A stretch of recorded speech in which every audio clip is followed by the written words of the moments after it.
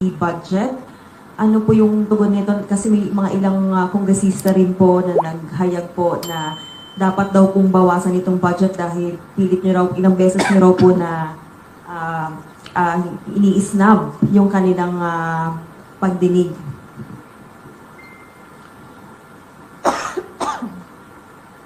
Isang beses lang ako hindi pumunta. Sa plenary, 2 beses. Sa plenary, 2 beses ako hindi pumunta sa kanila.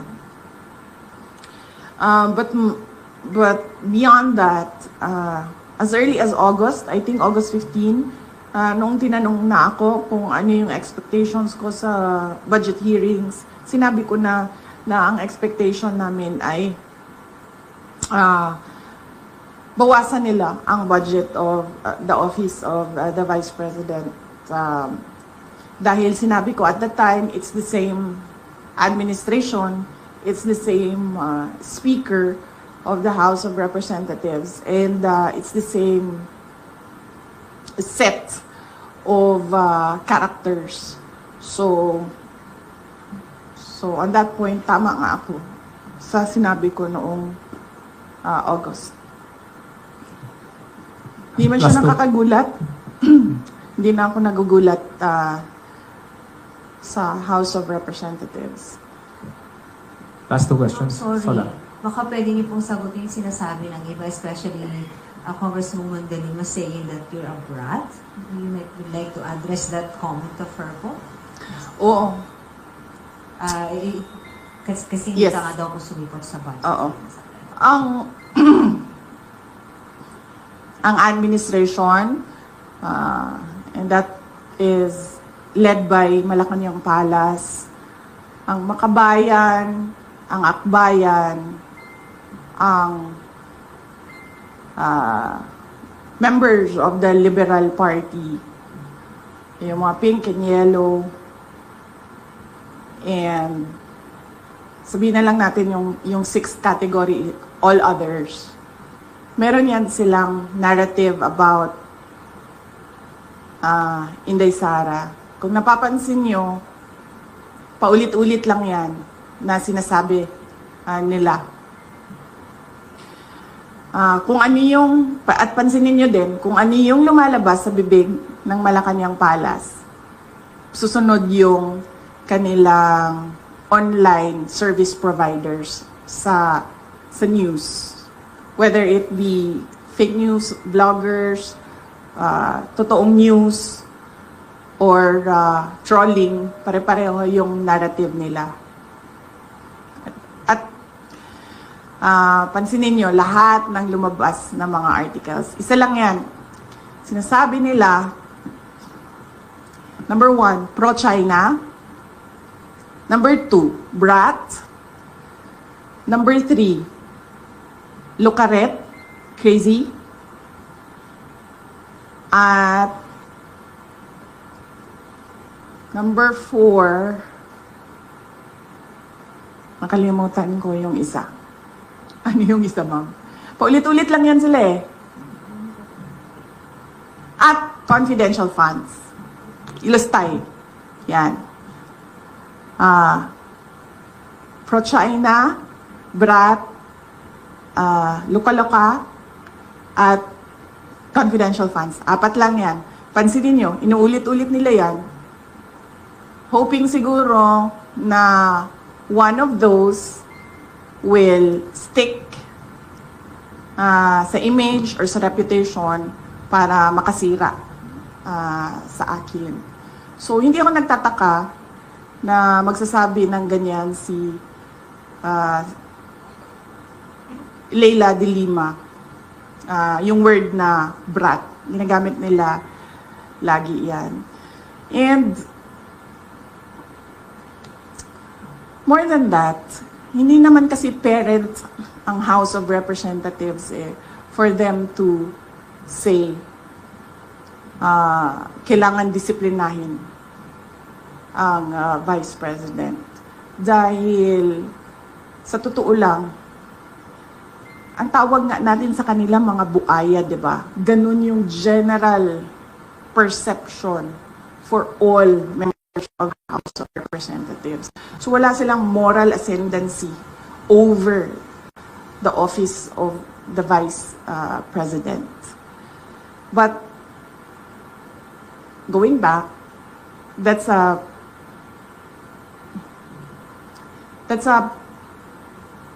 messaging narrative of anti-Duterte. No, not anti-Duterte. Anti-Sara Duterte. Messaging narrative nila. Nasa message board yan nila sa mga anti-Sara Duterte. Yan, paulit-ulit yan sila. Pro-China, luka-luka, confidential funds, at brat. Ang problema kasi sa messaging nila, hindi ko na lang sabihin kasi baka matuto sila sa akin, ma'am.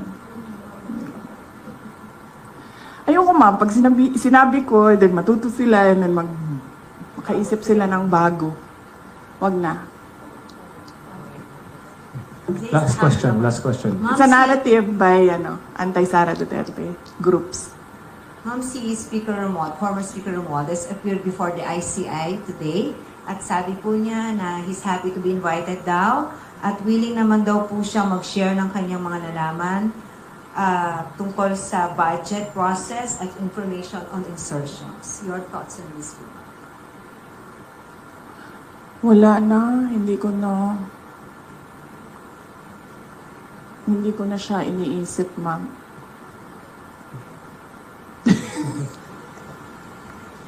Wala akong comment, ma'am, sa kanyang pag-attend sa ICI. Or do you believe in integrity of the ICI?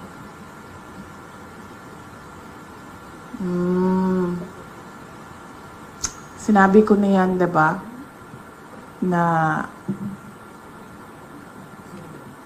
ang ginawa lang kasi ng Pangulo noong tinamaan siya nung sarili niyang speech na mahiya naman kayo at nagalit yung mga tao. Ang ginawa lang niya ay magpalit ng House Speaker at ng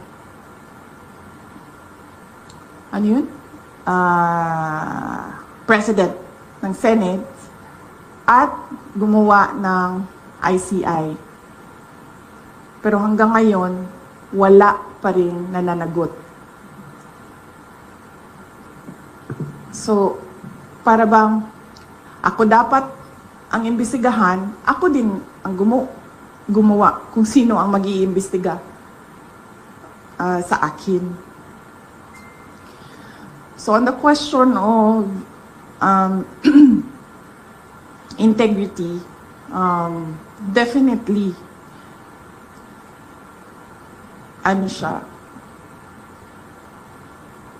hindi siya reliable dahil ang Pangulo din ang gumawa. And again, going back to Mr. Bilyonaryo, bakit bilyonaryo yung pangalan ng ninyo? Meron ba kayong mga bilyon-bilyon dyan sa kumpanya ninyo? Ganyan. Sabi ni Mr. Bilyonaryo, ano yung sabi mo, sir? Controlling the narrative. Yes, controlling the narrative. So, thank you. That wrap up our personal... Pinagbiyahe mo ako ng ganito kalayo, Mr. Kahinhinan, tapos i-wrap up mo lang ako ng... Okay, ma'am. Next question. Ito si Mr. Kahinhinan na...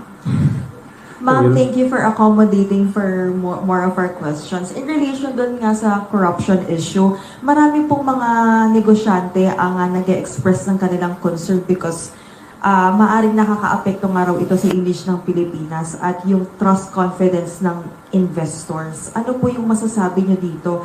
Dahil eventually, of course, it will affect the economy. Yes, ma'am. Totoo yan.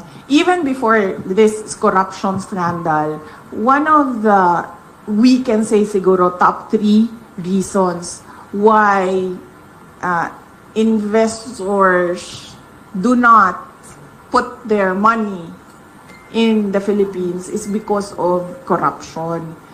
At that time, 'Di ba? Ang reklamo lagi ng mga investors, mahirap kumuha ng mga dokumento, permits, o kung ano man yung mga kailangan pa nila para mag-invest dito sa Pilipinas. Dahil ang dami daw humihingi. Bawat opisina, up to the barangay level, from top to bottom, merong humihingi. Yan din ang isa sa mga rason kung bakit tayo naunahan, 'di ba, nung ibang mga kapitbahay natin dito sa Southeast Asia. At yan din yung rason, isa sa mga rason ng mga investors kung bakit sila pumupunta na lang doon sa Thailand or pumupunta sa Vietnam. At meron na ngayon, iilan, marami pumupunta sa Bangladesh because nakakaapekto yung corruption sa competitiveness ng isang bansa. Yung corruption complaint ng foreign investors and even domestic investors, hindi yan ngayon lang. Malamang kung noon ang nangyari, malamang kung noon napapaisip pa ang investors na o sige, tingnan natin ang Pilipinas. Ngayon, after the corruption scandal of the administration, hindi na sila at all naglalagay or nag-shortlist ng Pilipinas. Siguro automatic na yun na let's not think about or include the Philippines. Kung dati pinag-iisipan pa tayo ng mga investors, ngayon hindi na. Pero yung corruption na yan, nandyan na yan. Complaint na yan ng mga investors dati pa. At bakit ko alam? Dahil naging mayor din ako. Nung mayor ako ng Davao City, syempre, ang gusto namin na pumasok na pera sa Davao City ay yung galing sa labas, di ba? Whether it be from Visayas or other parts of Mindanao or from Luzon or from other parts of the globe, gusto namin pumasok siya sa Davao City. At pag napapansin namin, pag kinakausap namin yung investors, meron kami sa Davao City, yung Davao City Investments and Promotion Center, DCIPC namin. At pag napapansin namin na hindi pumupunta, tumitingin, tapos hindi na bumabalik or nag-a-attempt mag-open pero hindi natutuloy, pag tinatanong namin, yung merong researchers yung office na yon, nag-i-interview sila, isa doon sa mga sinasagot, corruption. Kasama doon ang cost ng investment. Tubig, kuryente. Sunod dyan ay connectivity. Sabi nila, masyadong mabagal ang IT infrastructure ng Pilipinas. At nandoon na, dati pa, yung corruption. Kaya sinasabi ko, noon, kinoconsider tayo, ngayon, hindi na talaga. Dahil sa ginagawa ng administrasyon. Sola? Ay, sorry. Ma'am, amidst the situation that we have now, like, yung mga issue, corruption, rallies here, there, yung kanya-kanya ng air ng grievances or disappointment yung mga Filipino. As Vice President, ma'am, what else could be done? I mean, there's ICI, ang dami na nagrarally. Ano bang pwede pang gawin, ma'am? Alam mo, ma'am, as Vice President, akala ko Vice President, ma'am. As Vice President, sa amin, ma'am, well, we talk about it, ma'am, because lahat naman tayo merong constitutionally protected freedom of speech and expression. And we talk about it because that is the essence of democracy. Walang good governance, walang demokrasya kung hindi nakakapagsalita ang mga tao kung ano yung katotohanan na nakikita ng sarili nilang mata. In the hope na yung gobyerno makikinig.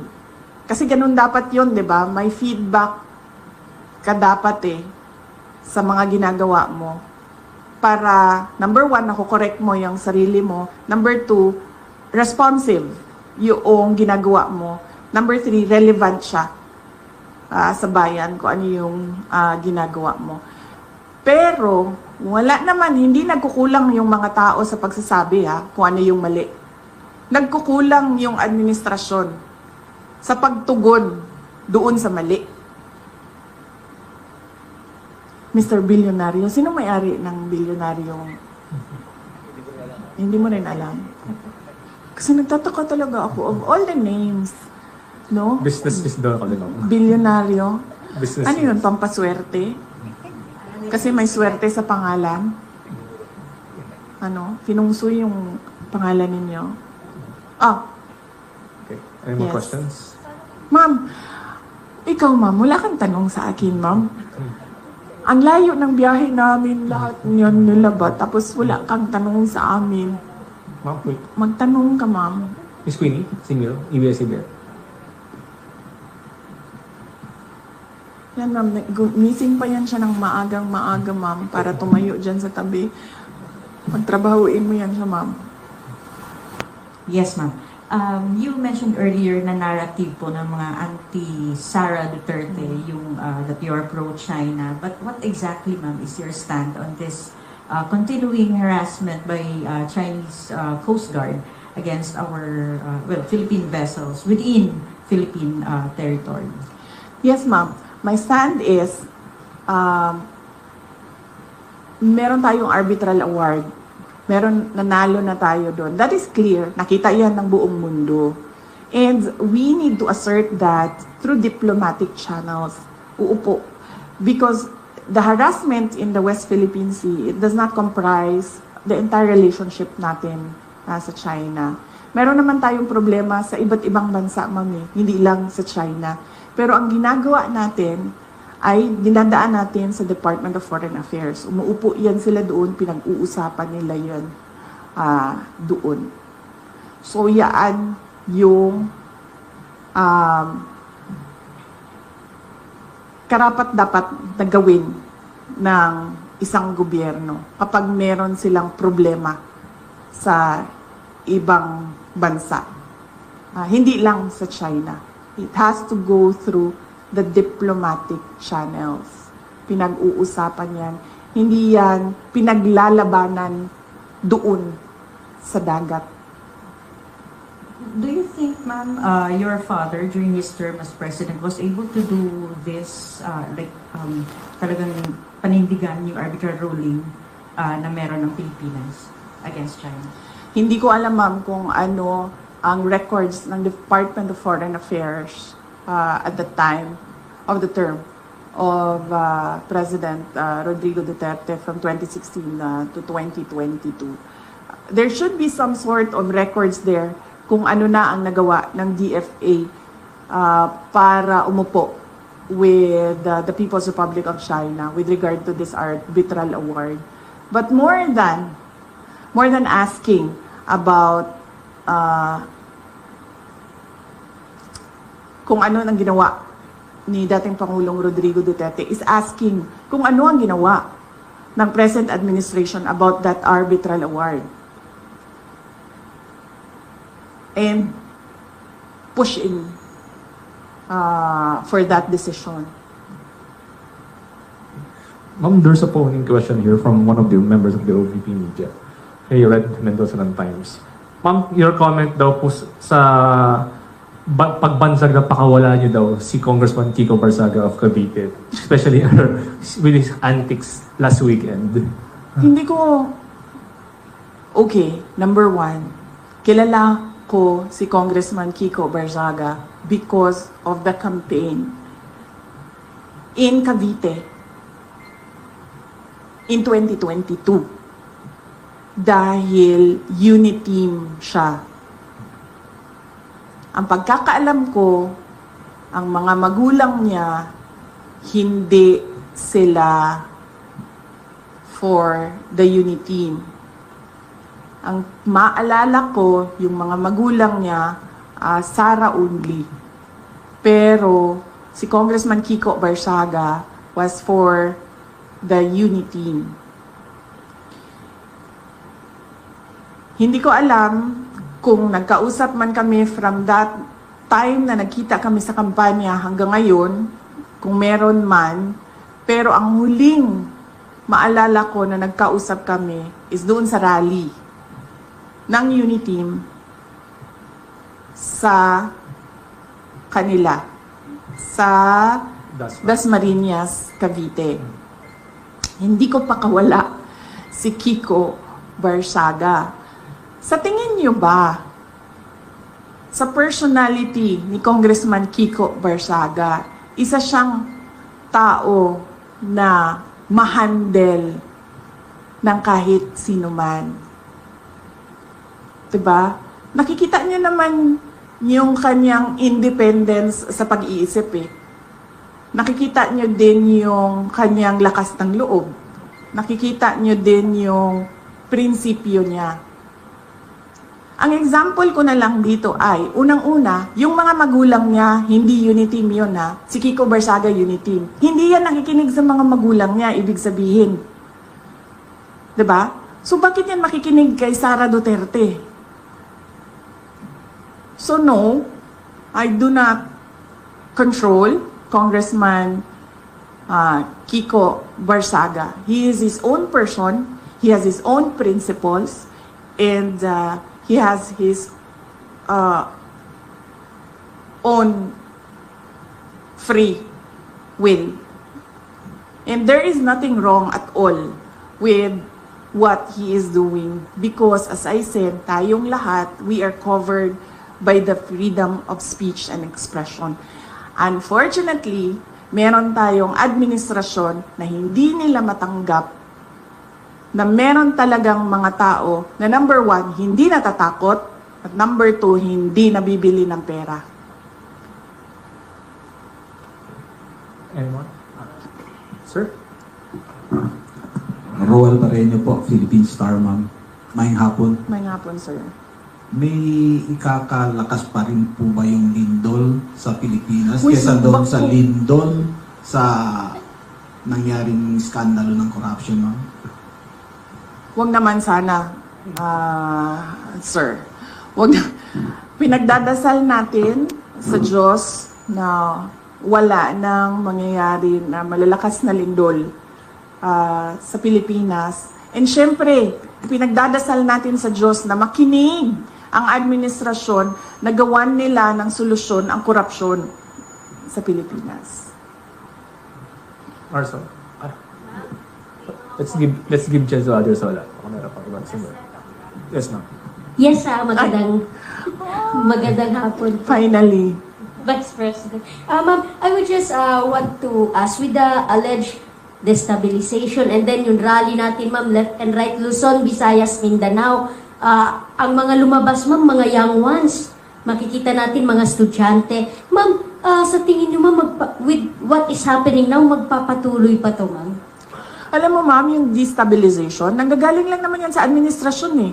Wala namang destabilization na nangyayari eh. Nagsasalita lang yung mga tao. At nai-insecure lang o natatakot lang yung administration sa lakas ng boses ng mga tao. Pero sa totoo lang, ma'am, walang nagpaplano ng destabilisasyon. Normal ang pagpapahayag ng isang tao sa kanyang nararamdaman.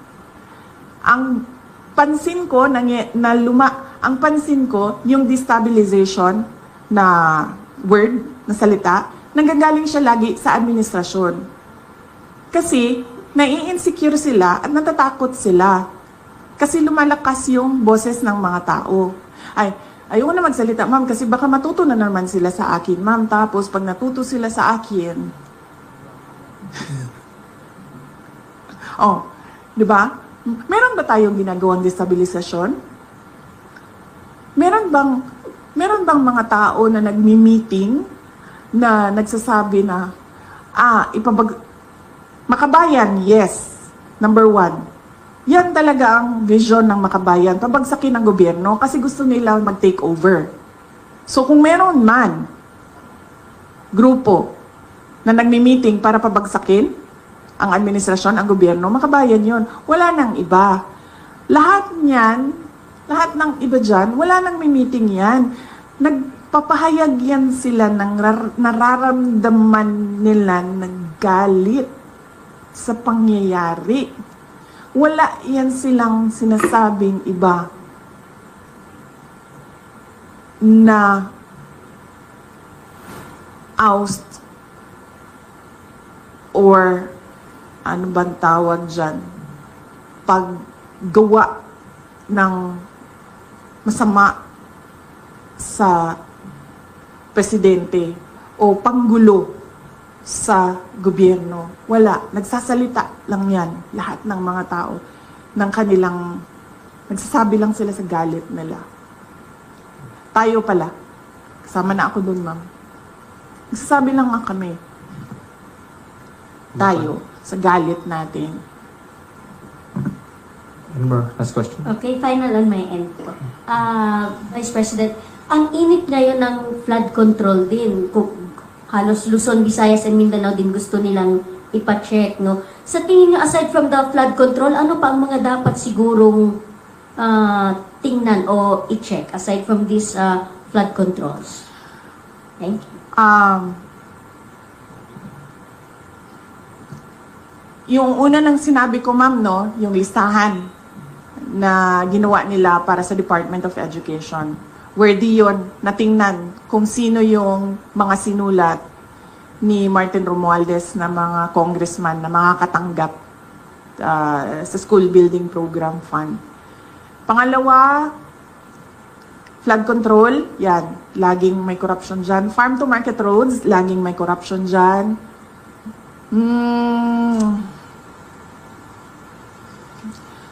Yung pagsira ng highway, ma'am, bagong highway sirain, tapos sementohin natin ulit. Anong tawag dun sa ganun? Road repairs. Road repairs? Road reblocking, no? Ang tawag dyan? Oh, yan, ma'am. Nakikita ko yan lagi, ma'am. Sa highways, kahit sa Mindanao, non-stop. Every year. Ayos, sirain, ayusin, sirain. Yan. Okay. Last question. Marisol. Ma'am, kasama sa pagpapahayag ng kanilang galit, may ilang grupo ng panawagan ay Marcos resign. Do you share the same sentiment? No, ma'am. I never said Marcos resign. Ang sinabi ko, ma'am, unang-una, magpa-drug test siya. May challenge na siya galing kay Attorney Vic Rodriguez. And that is a hanging open challenge na hanggang ngayon ayaw niyang gawin. Na sinasabi ko, that is a betrayal of public trust because when you are president or vice president, you consecrate yourself to the service of the nation. Ibig sabihin nun, ibibigay mo na yung sarili mo sa bayan. Ibig sabihin nun, yung katawan mo, hindi na yan sa iyo, sa bayan na yan. Yung pag-iisip mo, hindi na yan sa iyo, sa bayan na yan. Therefore, pag sinabi ng bayan na magpa-drug test ka, hindi ka pwedeng magsabi ng hindi. And therefore, that is betrayal of public trust. Na pangalawa, yung pagpirma niya ng kaduda-duda na budget. That is a culpable violation of the Constitution. Yan ang sinasabi ko, nasagutin niya, na hindi niya sinasagot. Ang ginagawa nila, naghanap sila ng mga tao na aatakihin nila para nakakalimutan yung tanong sa kapasidad ng Pangulo na maging leader. So hindi niyo rin supportado panawagan ng ilang grupo na Marcos Never resign? ask him to resign. That is a pointless call, Hindi magre-resign yan. Nakita niyo ba yung tatay? Ilang taon yun? 20 years. Ilang years yung senior? 20. 20 years? Oh. That is a pointless call, Tingnan niyo yung DNA niya na ayaw yan umalis ng pwesto. So, Marcos resign is a pointless call. That is why I am asking him to do his job. Of which, of course, alam na nating lahat na hindi niya ginagawa. Ha? Last. Hi, Ano oras? Wala na kasi tayong gagawin pagkatapos nito. Ano magagawin natin pagkatapos nito? Wala na, di ba? Ay, mayroon pa pala. Ano oras natin? 4:04. Oh, akala ko magmisa na after. Di ba 5:30 yung misa? Okay. Sige, ma'am. Regarding lang po sa proposed budget for 2026 ng OVP, with the project or program of OVP here in Zamboanga City, kung meron man po, be affected if ever mabawasan o totally tanggalin po nila ang budget for OVP sa 2026. Yes, ma'am. Antayin ko na lang yung sagot mo. Sasagot ako, ma'am, pag nakita natin kung ano yung budget ng Office of the Vice President sa GAA, doon sa batas na. Kasi, ngayon kasi, maghihiring pa ang Senate sa GAB, sa General Appropriations Bill. So, tapos magbabaykan pa yan. Tapos, pipirmahan pa yan. So, hindi natin alam kung ano talaga yung totoong budget ng Office of the Vice President kung hindi natin nakikita yung GAA. Pero since expected po, parang na-expect nyo na talagang babawasan nila yung budget for OVP po, ano yung mga nakikita nyong possibilities if ever po? Merong posibilidad na wala talagang project at merong posibilidad na kung ano yung nandyan ngayon, bawas na yan galing sa kung ano yung kalakihan ng beneficiaries from 2024. Lumiit na yung beneficiaries for 2025. Pero the same pa rin yung projects. OVP Satellite Offices, Disaster Operations Center, libreng sakay, pagbabago, A Million Learners and Trees Campaign, magnegosyo taday, ito yung mga tiga-OVP, ma'am, na nalilimutan namin kung ano yung mga rice. Yes. Anong makontribute mo sa project natin? Sa listahan ng project, JC. Yan, ma'am. Yan pa rin yun, ma'am. Ang ginagawa lang namin, ma'am, ay kasi lumiliit yung budget, lumiliit din yung beneficiaries, pero hindi nawawala yung budget. Okay, thank you po. Thank you, ma'am. Maraming salamat.